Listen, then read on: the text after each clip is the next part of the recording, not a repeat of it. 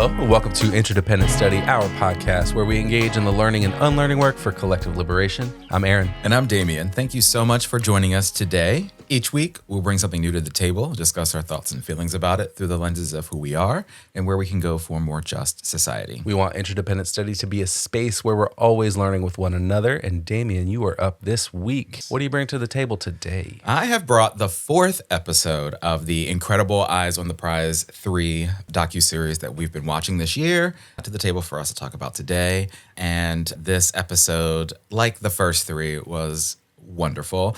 The episode that we watched is titled Spoil the Vine, and it focuses on the years 1982 to 2011. And I should say specifically, it focuses on the role and impact of environmental racism on predominantly Black and low-income communities in places like West Virginia, Florida, and North Carolina during those years. Mm-hmm. And the local and state governments in these places allowed companies to dump their chemical-laced soil waste in landfills in these states, despite the known hazards and harms of these chemicals on the land and most definitely on the people who lived in these states and communities. It was known that some of the particular types of waste being dumped in these places could cause cancer and lead poisoning and immune system breakdowns and so on and so forth in human beings. And so the activists and organizers and just community members, working together in these states mobilized to protest it and try to stop it from happening. And it was really fascinating to see how the term environmental racism came to be known and understood during this time, as Dr. Benjamin Chavez, who's featured in this episode, talks a lot about. And that's a real focus. Previous one. Yes, absolutely. Yeah, yes. A repeat customer. Yes. If folks don't remember, he was the deputy director of the United Church of Christ Commission for Racial Justice. And he did a lot of work to help organize the response that took place specifically in North Carolina. But all of the states and situations featured in this episode, I think, were and are prime examples of exactly what environmental racism is and what the environmental justice movement is focused on. And so there was a lot in this episode, and a lot of it was, for obvious reasons, really difficult to sort of see and to for me, learn about for the first time. But there also was a lot of good that came out of what happened that we get to learn about too. So let's get into it. Where do you want to start? Yeah, this was such a great episode. Another great one in the series. Yes. And this focus on environmental racism and what these three Black communities were facing in the 80s and 90s and up through the turn of the century is kind of wild. I don't think I knew any of this was happening. Right. I don't really remember hearing about Union Carbide, either here in Institute, West Virginia, or the really deadly leak that happened in Bhopal, India. Yeah. And I really don't think I knew about the issues in Pensacola or Warren County, North Carolina.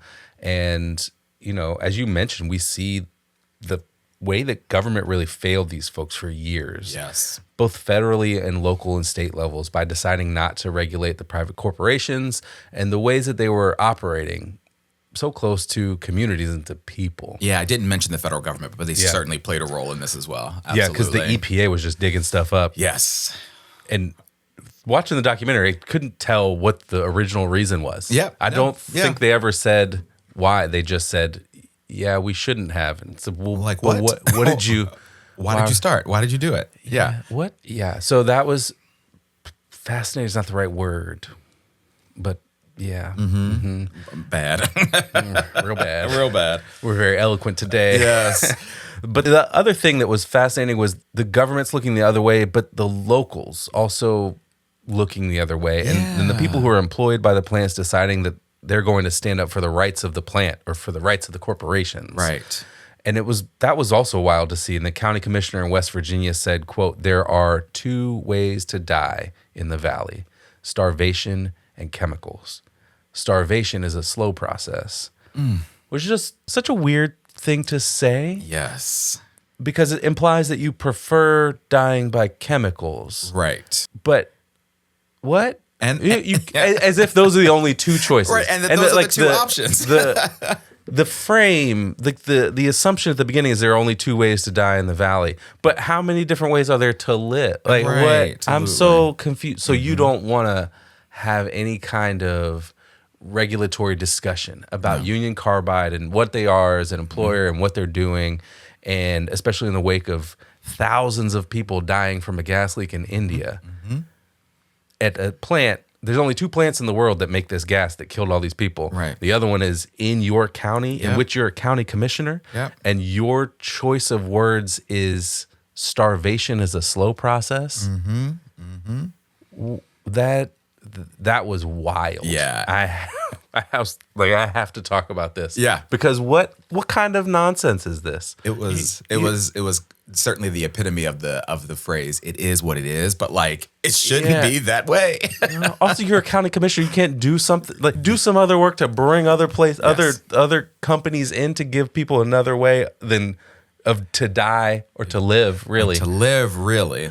Then starvation and chemicals. Absolutely. If those are the only 2 ways to die in the valley that you're the county commissioner of, maybe you should not be a county commissioner You anymore. have failed. That was wild. Absolutely. Yeah, that was crazy to hear. And I'm with you too in the idea that there was a lot in this episode that I learned about for the first time. And so, I'm really grateful that, this was made and we got to watch it and we could talk about it here.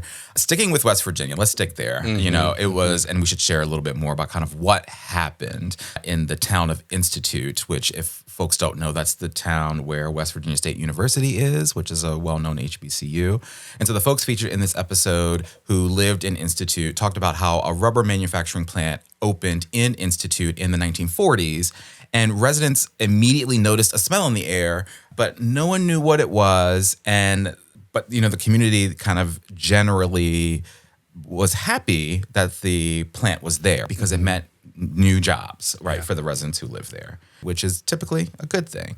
But then the government sold the plant to a company called Union Carbide, as you mentioned, and they used the factory to produce all of these chemicals. And it was really sad to learn about what happened in both Institute, West Virginia, but especially Bhopal, India, as you mentioned. There was a toxic gas explosion at the Union Carbide plant in Bhopal that killed at least 1,600 people, but then also impacted something like 200,000 people with these chemicals. And of course, the Union Carbide facility there was located adjacent to a poor community. And so, of course, those were the folks who were killed and poisoned as a result of this toxic gas explosion that took place there. And so the residents of Institute, back here in the States are seeing the news and learning about what's happening there. And they're like, wait a minute, like, we don't want that to happen here. That logo looks familiar. That logo looks familiar. It's right out my window. It's over there in my backyard. And so they did their work to try to organize and to get Union Carbide to stop the production of that particular chemical in their city. But, of course, the company didn't do that because they said, well, that'll never happen here. So we have these safety measures in place and we'll never allow that to happen here in Institute. But, spoiler alert, it did. Just about 1 year later, I don't even think it was an actual full year later, there was a toxic gas explosion at the Institute plant. And for me, it was just a reminder of why the environmental justice movement is so important, because we clearly see that it's always profits over people when it comes to these corporations and the governments that allow them to continue to operate despite clear and convincing evidence that something really catastrophic can happen, and despite valid concerns being raised by members of the community in which this plant exists. Yeah, and one of the things that was, I guess, a silver lining of the Institute accident is that it was not nearly as disastrous as the Bhopal, India issue, which killed people because there was methyl isocyanate is the name of the gas that was leaked, and that was only produced in Bhopal, India, and Institute, West Virginia. Those are the only 2 plants of Union Carbides, I think, in the world that were producing that gas. And after the Bhopal, India incident massacre, a lot of countries banned it. Yes. And that didn't happen here in the same way. Right. And so that's just part of the story. And a lot of people who died in India were also children. They were children. Who just lived in the community nearby. Yep. And there's just a lot of tragedy around that. Yeah, sadness. I think people don't choose to live near these places Right. on purpose. Right. But, Have to deal with the consequences. of yeah. it, right. And that's terrible. Yeah. So we talk about environmental justice, and we're talking about environmental racism. And so one of the things that sort of developed was this idea of environmental justice as a way to counteract environmental racism. So there's this report done by Benjamin Chavis and Charles Lee. Both were with the United Church of Christ Commission on Racial Justice. It's called Toxic Wastes and Race in the United States, which really set the stage for a lot of the environmental justice work that has taken place over the last few decades. Right.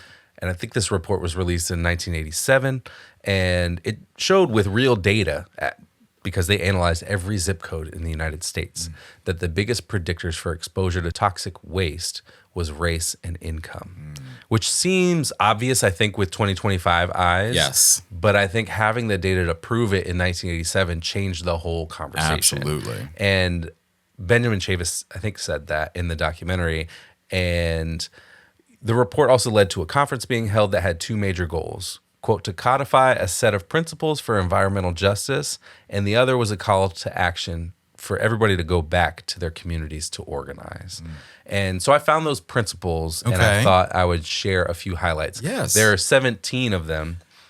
I'm only going to share 3 because sharing 17 feels like that would be a lot. Absolutely. In the moment. But maybe we'll talk about those more in depth another time. Okay. Maybe. I don't Yeah. know. We'll figure it out. So the second one is environmental justice demands that public policy be based on mutual respect and justice for all peoples, free from any form of discrimination or bias. And then the 9th one is environmental justice protects the right of victims of environmental injustice to receive full compensation and reparations for damages, as well as quality health care. Number 15, environmental justice opposes military occupation, repression, and exploitation of lands, peoples, and cultures, and other life forms.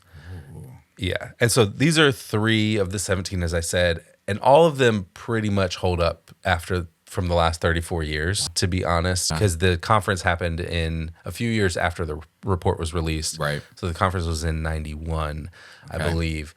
But yeah, these are, I think, really powerful principles that environmental justice that set up what environmental justice looks like. And I think even here you can see the internationalism present, especially in people in them saying we oppose military occupation, repression, and exploitation of lands, peoples, and cultures. There's a connection there between environmental justice and the colonialism, the white supremacism that was happening with military occupation at the time and continued through to today.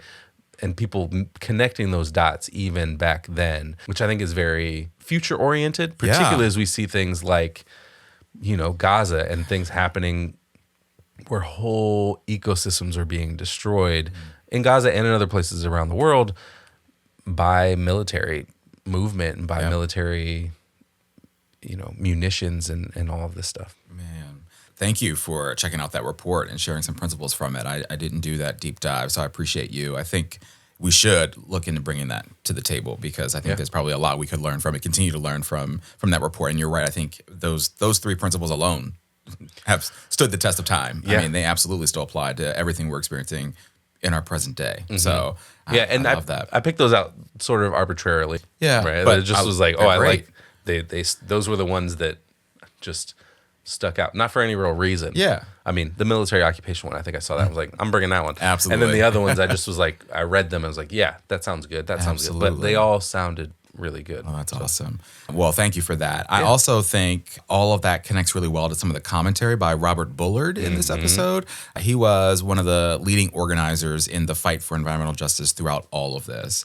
And he talked about this in the context of the aftermath of the victory of the EPA finally agreeing to deem an entire neighborhood in Pensacola a hazard and needing to be relocated. The folks living in that community needing to be relocated for health reasons, given proximity to 2 toxic sites in the area. And so I pulled what Robert said about this because I thought it was really brilliant. He said, quote, I worked on a number of buyouts for Black homeowners that have been victories, but only hollow victories. I see this fight for justice as a race, but it's not a sprint.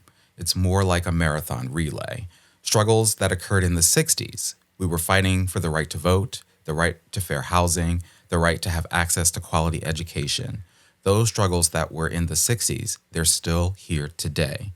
The struggles in Institute and in Pensacola, we get some victories, but the incremental change that we win over these 4 decades or so, they don't wipe away the structural inequality and the structural barriers that create and reproduce inequality.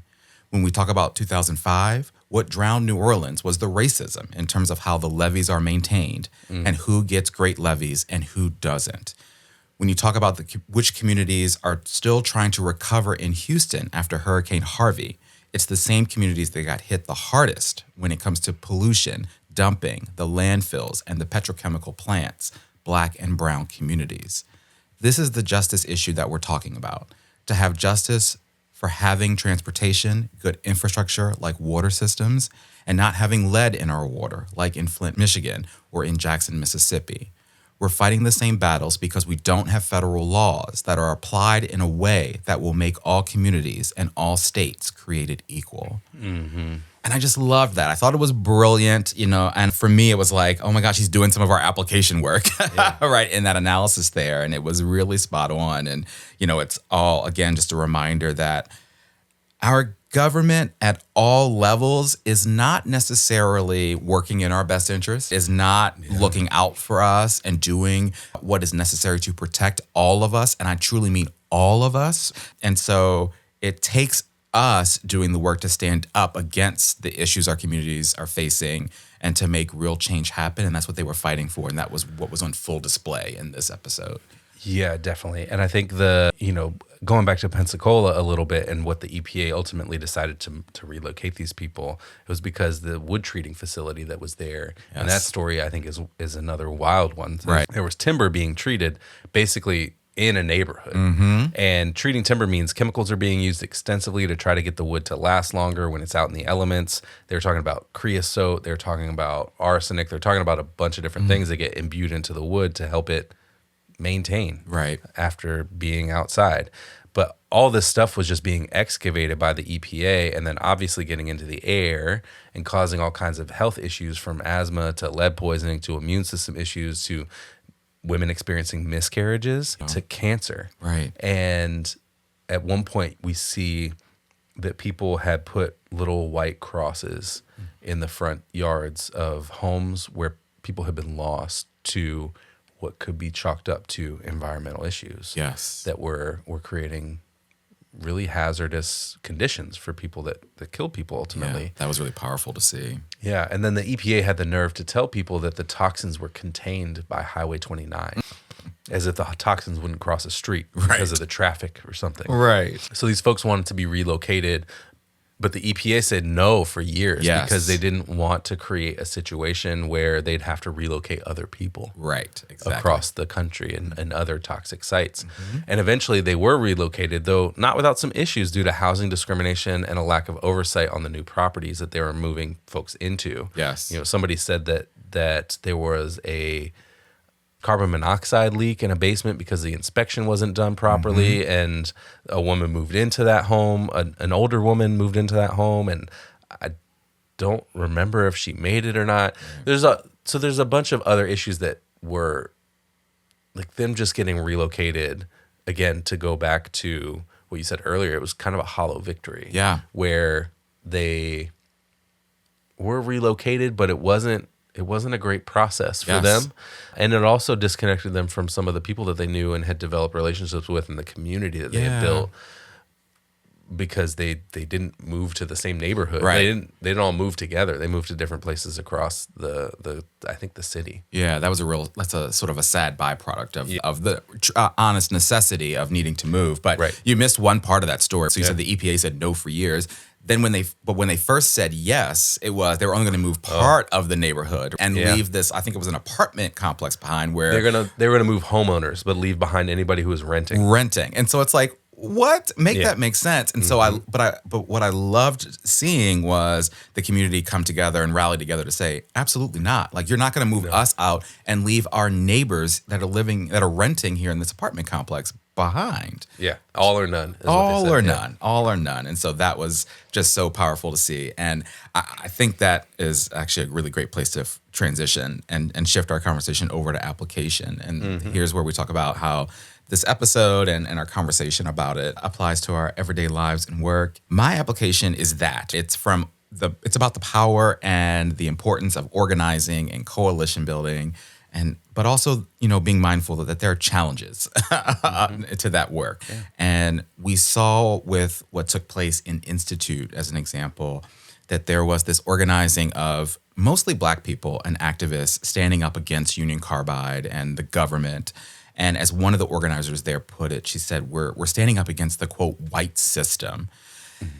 So we see that happening. And then we see neighboring towns where it's predominantly white communities, and they're organizing counter-protests because they felt like they weren't negatively impacted by the chemicals that Union Carbide was producing. And so they were defending that plant because it brought jobs to their communities, and they weren't experiencing the same fallout from the chemicals that the Black community was experiencing. And so that was just wild for me to see and to watch and to hear what they were talking about. And it took incident after incident after incident for the folks in these predominantly white communities to realize that maybe the bad did outweigh the good when it came to Union Carbide. And so for me, I think there's just a lot to learn there as it relates to the work of environmental justice organizing and about social justice at large. And I think it's a lesson we're clearly still grappling with in our present day. It's this idea that, like, even though you may perceive this thing, it's happening over there, it's happening to those people over there, it's still something that impacts you, right? It impacts all of us. And so it's just a lesson that I think is so applicable to every aspect of our society and our work for social justice and collective liberation at large. Yeah, and I think about that in the Institute West Virginia case in particular, because it's like you're not that far away from the plant. You're not that far at all. You're not insulated from right. whatever chemical leak happens. Yeah. You're also across a river from it. So also the river is going to get impacted. Absolutely. So at the very least, if something really bad happens, your whole, the whole environment is going to change or be impacted. And so what? Yeah, make it make sense. What? Just because you're not in the backyard doesn't mean it was fascinating. Yeah, and also you work there. Right. Or your family works there, or people work there. And so what? Yeah, you don't think they're breathing in all of that stuff? Yeah, what are we talking about here? And you talked about how many issues there were.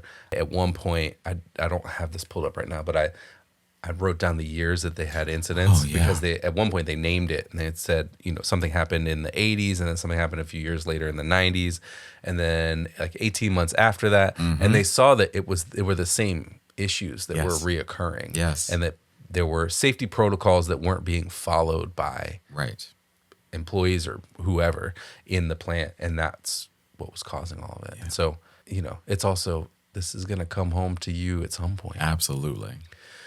Yeah. Well, great application. My application's directly connected. It's about people organizing. I think the stories here are about the continued evolution of the work for social justice beyond the civil rights movement. It's a recognition of how all of these systems of oppression are interwoven and create issues in every single arena of life.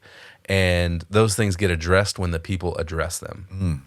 It makes me think of the James Baldwin quote that not everything that is faced can be changed, but nothing can be changed until it is faced. Okay, now. And I think we see that in, each of these places had community organizations that popped up to oppose what was happening. Yes. And to see that happen, I think, is the story of resistance. It's a story of people coming together to say, no, this isn't right. And we know what we need in our communities. Absolutely. Well, I love the one scene, and I'm sorry, I don't have her name, but one of the Black women talked about, she said, I wasn't an organizer. This is not what I didn't ask to be an activist. I didn't ask to be an activist or an organizer. I'm a mom, I work at the hospital, right? I'm just trying to live my life. But I saw that this thing was happening, and it was abhorrent, and it needed to change. And that meant we had to step up and do something. And I'm like, that's it. Yeah. That's absolutely, and that connects to your application. And I think that was the story of so many people in this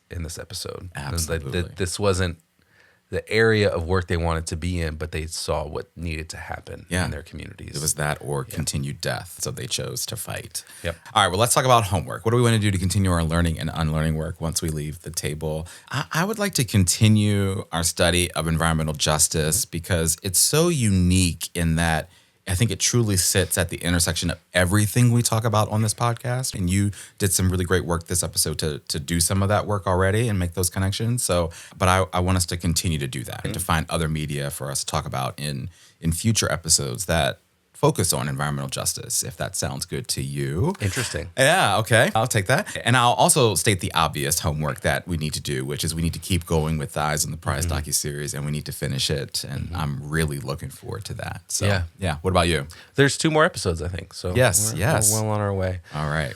Well, I want to do a little bit more learning about the conference that happened after the Toxic Waste and Race in the United States report came out. Oh, yeah. And also read all the 17 principles on environmental justice and see how that conference and the principles have influenced environmental justice work over the last several decades through, a variety of organizations, and also maybe see how it's kind of pushed the envelope in different ways to claim more work that needs to be done and broaden the scope of what that work looks like. I love that. Absolutely. Let's do it.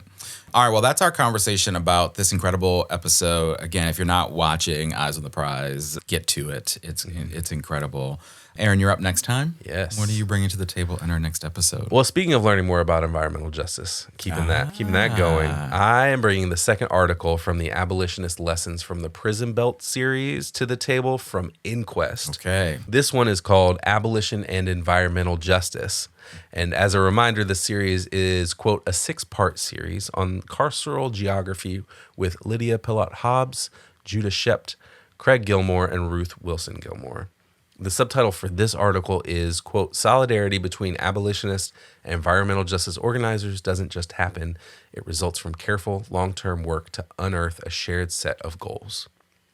So I'm excited to get back to the series and keep reading pieces from it because I think we learn a lot from all of these people who are part of the conversations that create the series. Yes, absolutely. Well, look at you. Yeah. Doing what I asked us to do. I know. And we did not talk about that in advance. So we were on the same wavelength there. So I love it. I appreciate that. And yes, I absolutely want us to continue with that Inquest series because it's so good. So I'm looking forward to that too. Very good.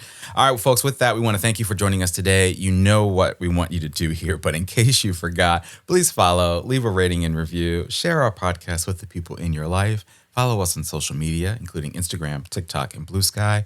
Check us out on YouTube and sign up and join us on Patreon to get notified about any new things we've got going on behind the scenes. Yes, thank you so much for listening. Remember, it's not about us, but it is about all of us. And we'll talk to you next week.